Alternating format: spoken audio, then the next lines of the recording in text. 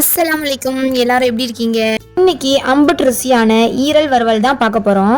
ஈரலை வாங்கி நல்ல உப்பு மஞ்சத்தூளும் போட்டு நல்லா கழுவிக்கோங்க. இந்த மாதிரி ஈரலை செஞ்சு கொடுத்தா பிடிக்காதவங்க கூட வேணும்னு வாங்கி சாப்பிடுவாங்க. கண்டிப்பாக ட்ரை பண்ணுங்க.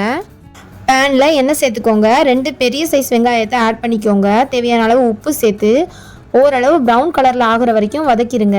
இந்த மெத்தடில் பண்ணால் கவிச்சி ஸ்மெல்லே வராது. கண்டிப்பாக ட்ரை பண்ணுங்கள். ரொம்ப டேஸ்ட்டாக இருக்கும். 3 டீஸ்பூன் இஞ்சி பூண்டு விழுது சேர்த்துக்கோங்க. பச்சை வாசம் போகிற வரைக்கும் வதக்கிக்கோங்க. அப்புறமா கழுவி வச்சிருக்கிற ஈரலை சேர்த்துக்கோங்க. தண்ணி எதுவும் இருக்கக்கூடாது. தண்ணி சேர்க்காம அப்படியே வறுத்துக்கோங்க.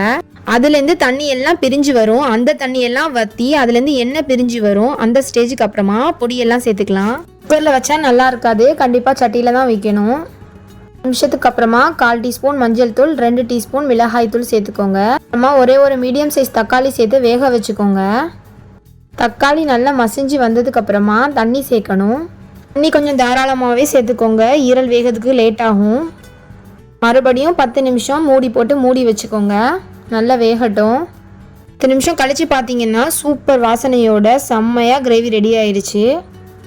பெரியவங்க வரைக்கும் எல்லாத்துக்கும் கண்டிப்பாக கொடுங்க. ரத்தம் டக்குன்னு ஊறிடும் இது சாப்பிட்டோன்னா. நல்லா எண்ணெய் பிரிஞ்சு எப்படி சூப்பராக ரெடி ஆயிருக்குன்னு பாருங்கள். இதுக்கு கொஞ்சம் எண்ணெய் அதிகமாகவே சேர்த்துக்கணும். அப்போ தான் டேஸ்ட்டாக இருக்கும். 1 டீஸ்பூன் ஜீரகத்தூள், 1/4 teaspoon garam masala, 1/2 teaspoon pepper தூள் சேர்த்துக்கோங்க. லாஸ்ட்டாக 1/2 லெமனை பிழிஞ்சு விட்டுக்கோங்க.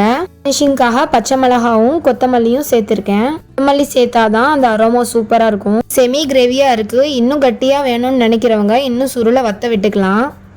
ஈரலுக்கு உப்பு பார்த்து தான் போடணும். அதிகமாகிடுச்சுன்னா நல்லா இருக்காது. தான் இவ்வளோ நேரம் வீடியோவை பொறுமையாக பார்த்ததுக்கு ரொம்ப தேங்க்ஸ்.